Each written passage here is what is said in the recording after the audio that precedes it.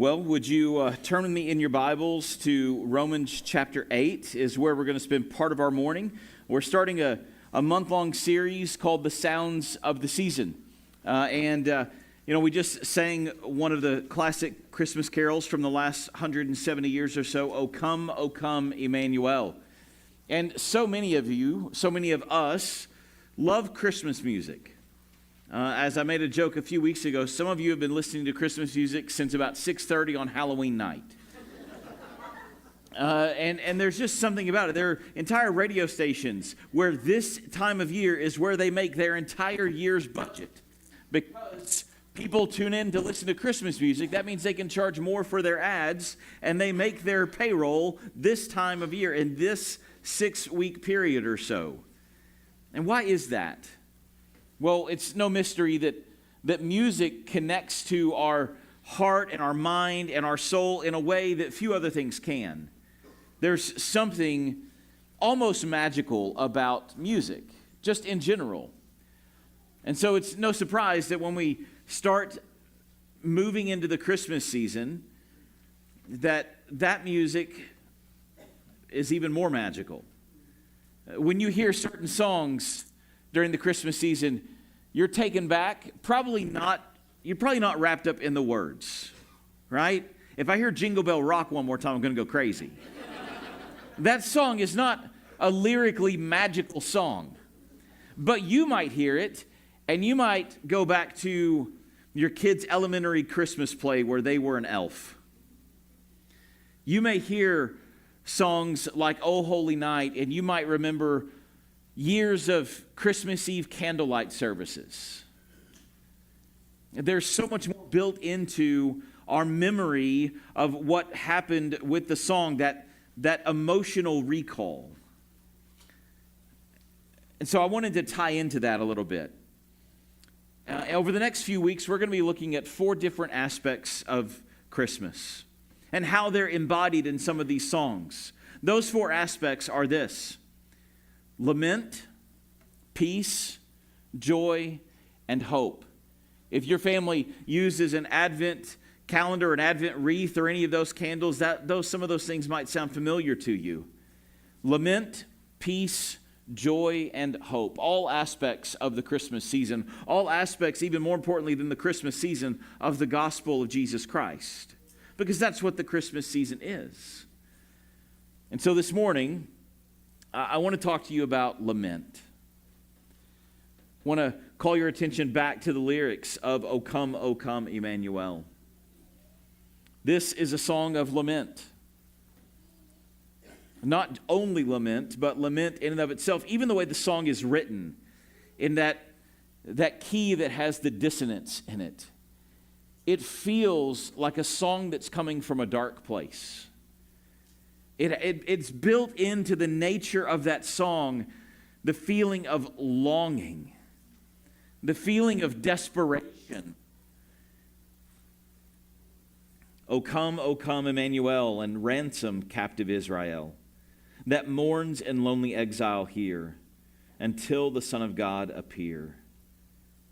O come, thou wisdom from on high, who orderest all things rightly, mightily. To us the path of knowledge show, and teach us in her ways to go. O come, thou rod of Jesse, free thine own from Satan's tyranny. From the depths of hell thy people save, and give them victory over the grave. O come, thou dayspring, come and cheer our spirits by thine advent here. Disperse the gloomy clouds of night, and death's dark shadows put to flight. O come, thou key of David, come and open wide our heavenly home. Make safe the way that leads on high, and close the path to misery.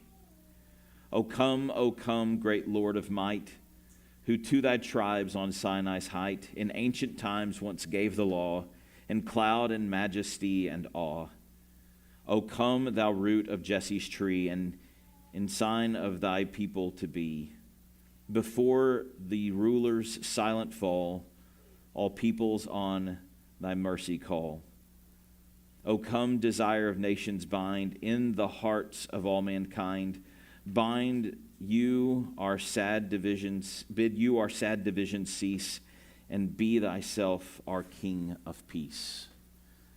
It's a prayer, it's a pleading for the coming of Christ. Now, this song was written in the 1850s. Christ had already come by just a few centuries or so. So why would the author in 1850 write a song that sounds so desperately longing for the appearing of Christ when the appearing of Christ had already happened? Because though Jesus will ultimately be the end of mourning and all lamenting and all sadness and all despair, we have not yet fully realized that time. Christ has come. Christ has won the victory over sin and death, but we are still in some ways in a time of lamenting in this world. The first thing this morning is lament is born out of grief and mourning. And I want to talk to you about that. This is not going to be a depressing sermon. That's not the goal. It's not the goal to start off the Christmas season with knocking you down a peg or two. That's not the goal. But I think sometimes when you skip over mourning, you somehow rob joy of its potency. When you try to zoom past the difficult things just to get to the happy times mean a little less. And they're even a little more fragile. When happiness is not refined in the fire of suffering and mourning and grief, it is not as strong as it should be and as it could be. So this morning, let's talk about grief and mourning. It's what lament is. It is the expression of grief and mourning. The outcry of the soul is what lamentation is.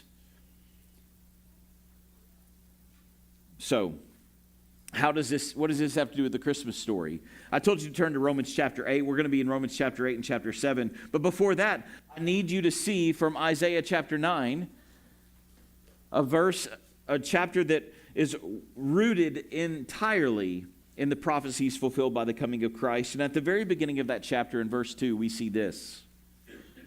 The people walking in great darkness have seen a great light. A light has dawned on those living in the land of darkness.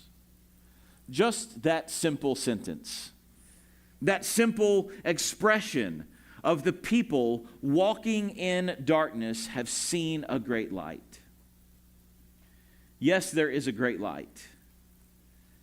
And that great light is Jesus. And Jesus has stepped into great darkness. The people living in darkness, that's us. That's humanity. That in John chapter 1, John describes Jesus as the light and life of men. And the light stepped into this world, but the darkness did not overcome it. Our world is described as darkness by Scripture. And that did not immediately undo itself at the coming of Christ. The darkness is still present. The darkness still looms heavy in the light or in the lives of so many people. So as we celebrate Christmas, Christmas is the incarnation, the birth of God in human form, who would live not just for seasons of joy. In fact, the Bible describes him as a man of sorrows. It's bound up in the identity of Jesus. This idea of suffering and mourning and grief. It's what Jesus knew. That Christmas is about joy and peace and hope. But if there's no sadness, there's nothing to need hope for. If there's no turbulence, there's nothing to need peace for. If there's no sadness, there's no reason for us to need joy. Christmas is rooted in the fact that we are in desperate need as a people living in darkness. So I want to talk to you a little bit about a few things that we should lament for. As we look forward to hope and joy and peace, understanding that those things have been promised to us fully and eternally as we step into the presence of Christ. None of us are there yet. It is one of those not yet promises. You can know joy, but you won't know it fully until you stand before Christ. You can know peace, but you won't know it fully until you stand before Jesus. You can know hope, but you won't know it fully until you see Jesus. And all of those things are still mixed with mourning and sorrow in this life. We should lament that many still walk in darkness. This fact is why the church exists. This is why you and I are still here, is that many people still walk in darkness. At the end of the service, you're going to hear us talk about our Lottie Moon Christmas offering goal for the year. If you were at our missions banquet last Sunday night, you heard us talk about it there. That goal exists, that offering exists because so many people are still described by Isaiah chapter 9 verse 2. There are still billions of people walking in darkness. They have not seen the light of Christ. And the church exists to go make disciples of the nations, of all people. For whatever time we have left, people are still walking in darkness. Some would say, well, Christ came and dispelled all of the darkness. That's simply not true. Look at what Paul says in Ephesians chapter 5, verses 15 and 16. He says, pay careful attention then how you live. This is a message to the church. Not as unwise people, but as wise, making the most of the time. Why? Because the days are evil.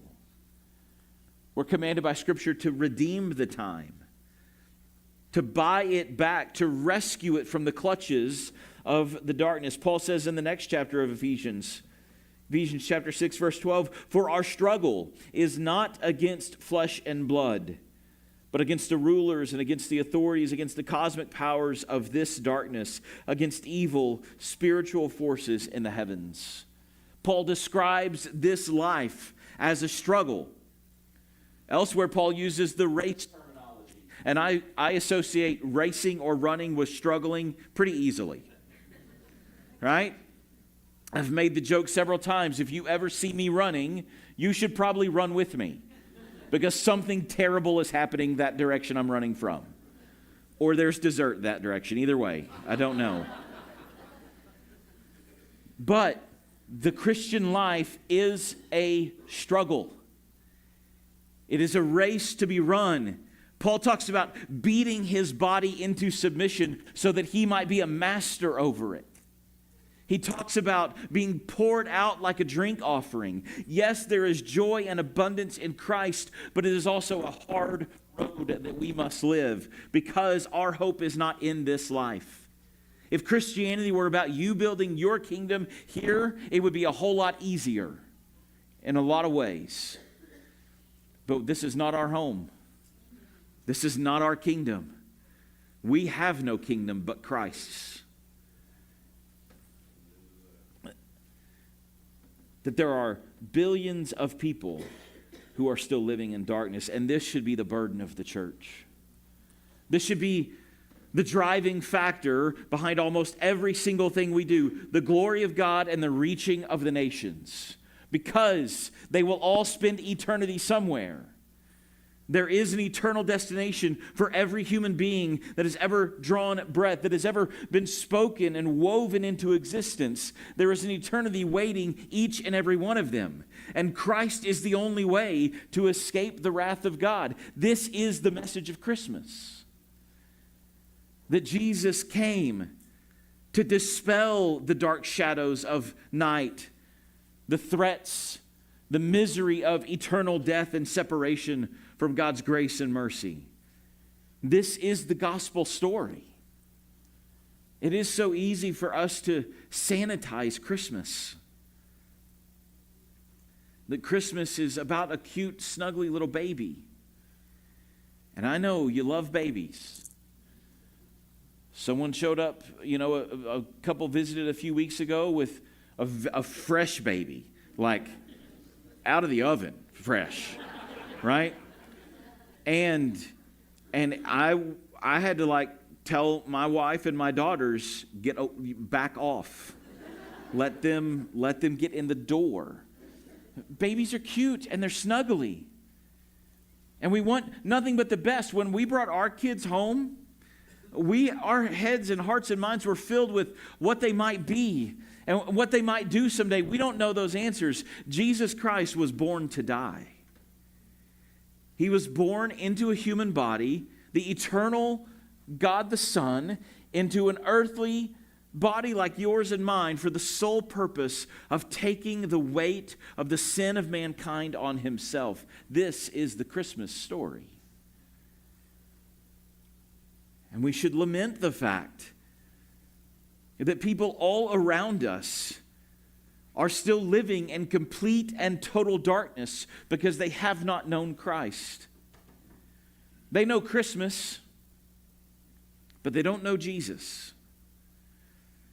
They know some things about the church, or they know some things about the Bible, but they don't know Jesus. Church, it should weigh on us the darkness that surrounds us. The darkness that still has entrapped the souls of the majority of the people that we share this planet with. It should weigh on us. Not weigh on us just for the sake of us feeling guilty about something, but it should be a reminder of why we are still here, that there is still work to be done.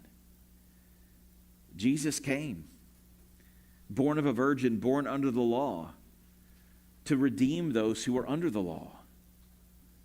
Praise God. How are they going to know about it unless we go and tell them? How are the lost going to hear without a preacher? And how are the preachers going to preach without going? We should lament the fact that most people still walk in darkness. We should ache for them. If we can, we should remember what it was like to live without Jesus. And we should be compelled to invite them into the Master's feast. Romans chapter 8, verses 19 through 23 tells us this. Another aspect of what we should lament. For the creation eagerly waits with anticipation for God's sons to be revealed. For the creation was subjected to futility, not willingly, but because of him who subjected it, in the hope that the creation itself will also be set free from the bondage to decay into the glorious freedom of God's children. For we know that the whole creation has been groaning together with labor pains until now. Not only that, but we ourselves, who have the Spirit as the first fruits, we also groan within ourselves, eagerly waiting for adoption, the redemption of our bodies. We should lament the lostness around us, but we should also lament the futility of this world in general. This world is broken, and we are still subjects to that brokenness. Yes, internally and spiritually, we have been set free from the power of sin. Sin has no more power over you. You can say no to sin, but we still live in a sin-soaked, sin-ravaged world, and our bodies still suffer under the weight of the physical curse that we inherited justly from our first parents. That this world is broken, ravaged by selfishness and greed and anger and lust and disease and death. Some of you this morning know that all too well. As you mourn the loss of people that have recently passed, or you're waiting for those you love to pass on. Some of you, all of us, know this well. If you've had any amount of living in this life, you know that this world is broken. And we should mourn that.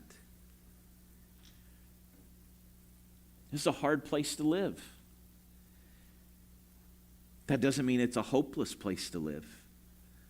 Thanks be to God, through Christ, there's hope. But that's why the hope of Christ is so rich. It's because this place is so hard. It takes so much from you, this broken world. Paul says that all of creation has been subjected to this futility. There's not a square inch of all of creation that has escaped the consequences of sin. That when Adam and Eve fell, creation fell with it. A fracture went through the entire cosmos, separating us from God, ushering in sin and death and misery. And we still groan. That's what Paul says. We still groan under the weight of that. Yes, Jesus has set us free from the eternal consequences of our sin, but until we pass from this life, we groan. Some of you groan when you get up, right? I'm not looking at any of you in particular, because this morning before the church service, sometimes I have the distinct honor of trying to find all of the tiny light switches on the little trees that we hung the angel tags on. There's like 1,900 light switches in those to find all those lights. And John and Joe were out there with me this morning. We were talking, and I bent down to find one of the switches. And as Joe said, it sounded like someone poured a bowl of Rice Krispies. There was just snap, crackle, and pops. And listen, my knees have been shot since 5th grade. And so I groaned a little bit. Going down's easy, right? It's the getting up part. Going down, gravity does all the work. Getting up, it's a little different. Aches and pains and sicknesses, chronic or temporary. We had sick kids in the house this week that just ruined our Thanksgiving plan. Not ruined. That sounds harsh. We had a sick kid that no fault of their own, and that made us go to plan C for Thanksgiving. And then we had another family member outside of our home get sick. Nothing serious, but enough to where we were on to plan D at this point. Because whether it be a simple fever or COVID or cancer or a host of other things, we know that this suffering doesn't seem to end in the frailty of this life. You're like, Pastor, you are hitting all the high notes of the Christmas season today. But this is the bad news of the gospel, right? The gospel literally means good news. Why is the good news so good? Because the bad news is so bad that we should lament the frailty of this world. And this isn't hard. When you stand beside the bed of a brother or sister or family member that is pleading to go see Jesus, you can't help but wonder, God, why? Why is it so hard?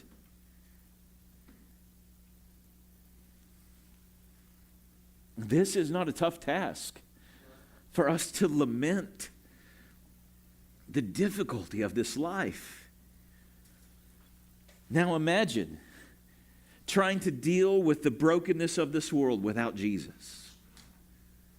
Which leads me back to the first point of lament. So many people are stumbling through this darkness with a blindfold on. The Apostle John in 1 John says that they don't even know what they trip over. They're blinded. They have no chance of finding their way through this without their eyes being opened and seeing the light of Christ. We should lament the futility of this world. I want to take you back a chapter to Romans chapter 7. We should also lament our fickle nature. Romans 7, verse 14. For we know that the law is spiritual, but I am of the flesh, sold as a slave to sin. For I do not understand what I'm doing, because I do not practice what I want to do, but I do what I hate. Now I do what I do not want to do. Now, if I do what I do not want to do, I agree with the law that it is good. So now I am no longer the one doing it, but it is the sin living in me. For I know that nothing good lives in me, that is, in my flesh. For the desire to do good is with me, but there is no ability to do it. For I do not do the good I want to do, but I practice the evil that I do not want to do. Now if I do what I do not want, I am no longer the one who does it, but it is the sin that lives in me. So I discover this law. When I want to do what is good, evil is present with me again. For in my inner self, I delight in God's law, but I see a different law in the parts of my body, waging war against the law of my mind and taking me prisoner to the law of sin in the parts of my body. What a wretched man I am. Who will rescue me from this body of death? This is the Apostle Paul talking. If we were to make a hall of fame of Christians, he would rank right below Jesus. Right? He's the second greatest missionary of all time, right behind Jesus. He planted many of the churches that were breeding grounds for the gospel. This gospel contagion that swept Asia Minor and into Europe and eventually to our nation. That Paul was at the ground level of the explosion of Christianity. This man's a saint, if we did saints, right? He's a superhero. It's not what he says. He says, I want to do good. And the very thing I want to do is the thing I do the least. There is this sin at war in my body. And in my mind and in my heart, I know I belong to Jesus, but my body is having a hard time getting on board. I know who I belong to, but that does not mean the war is over. The war is won, but the battles are still happening. We are fickle.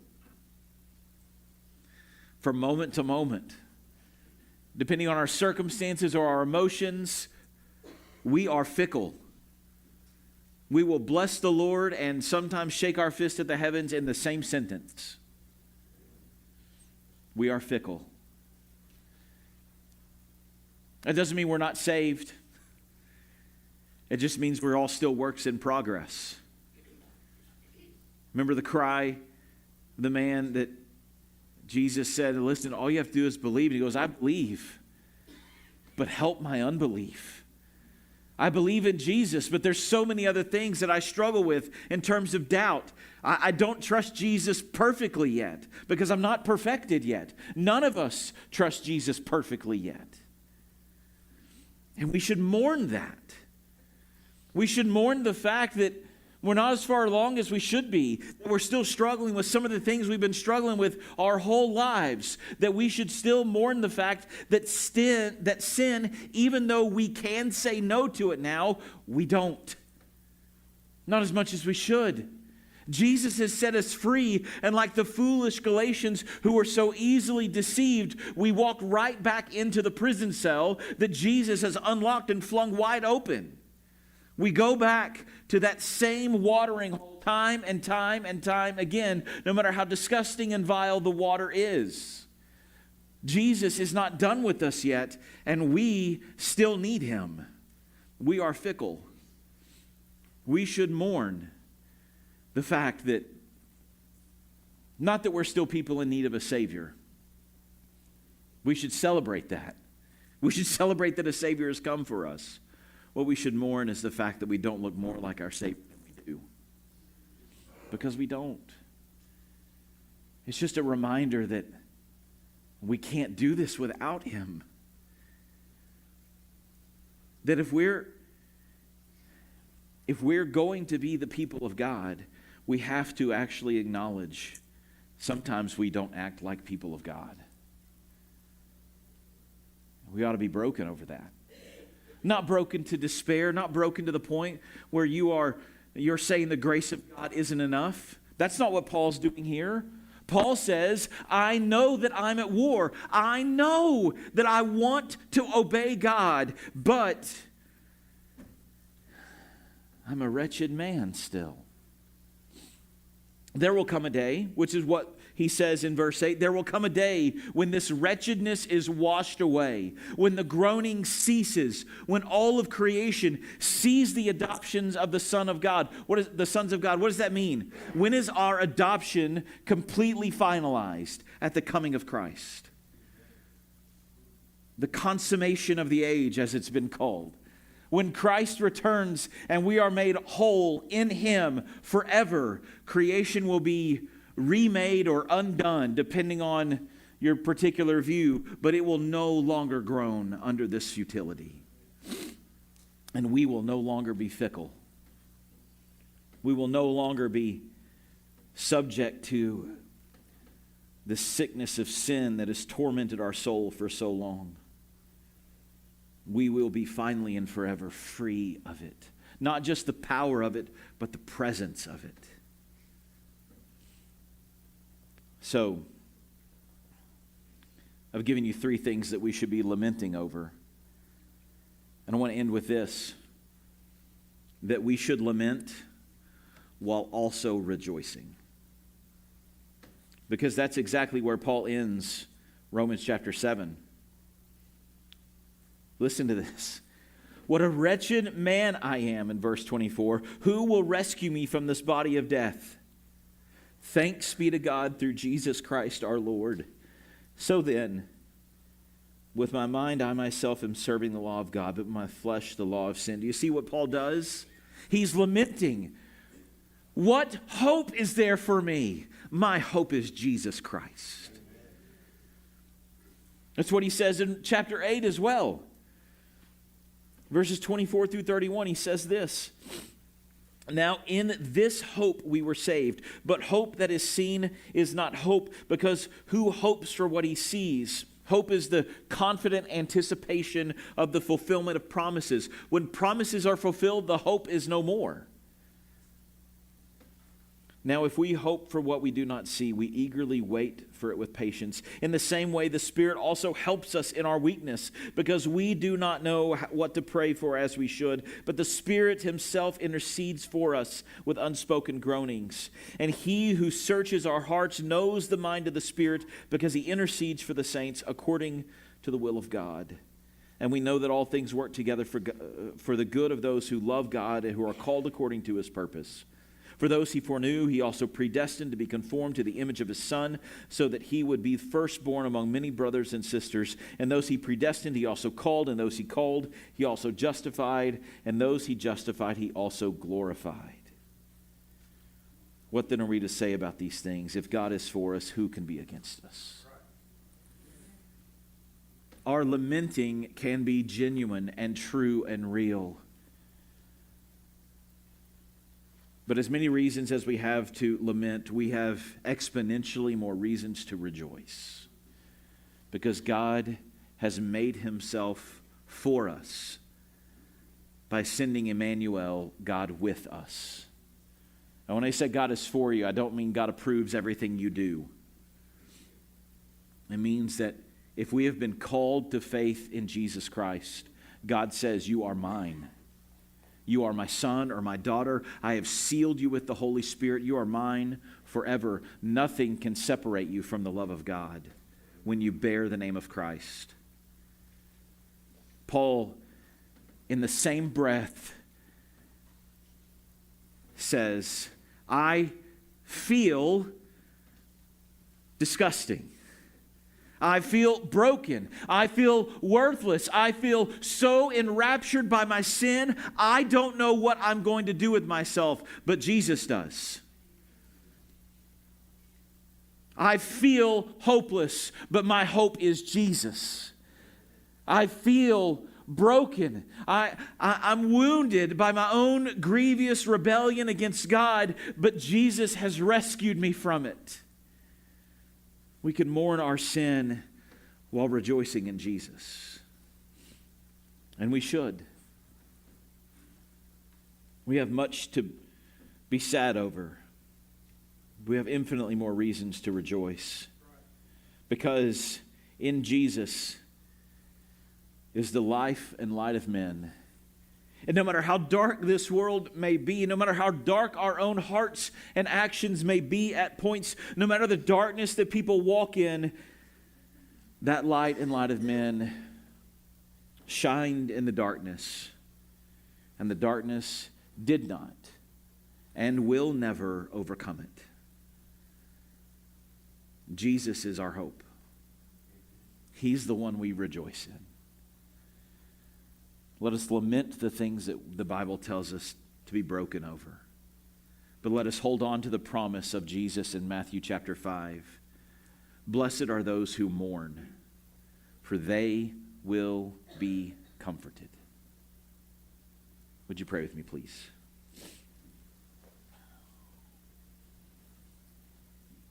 As we pray, as the praise team comes up, maybe this is the first morning where you've contemplated the weight of your sin. Maybe you've never connected Christmas and your sin at all. Maybe the Spirit has impressed upon you the heaviness of the darkness that lies inside of you because of your rebellion against God.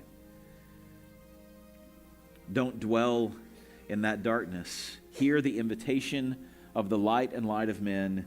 Come unto me, all you who are weary and heavy laden, and he will give you rest. Turn to Jesus. Trust him for forgiveness, redemption, and adoption. He is your only hope. Father, may we feel the weight of our sin. May we feel the weight of the brokenness of this world. And Father, may we see the light shining in the darkness. May we mourn with those who mourn. May we mourn our own sin, and may we continually turn to Christ for hope, for healing. Father, we thank you that O come, Emmanuel is not just a song. We thank you that Emmanuel has come, that God is with us, and that through the sacrificial death and the triumphant resurrection of Jesus Christ, God can be for us. Help those who don't know you to trust in Jesus Christ this morning. May they know your grace. May they know your peace. May they know your forgiveness. May they see the good news. May they believe it. It's in Christ's name we pray. Amen.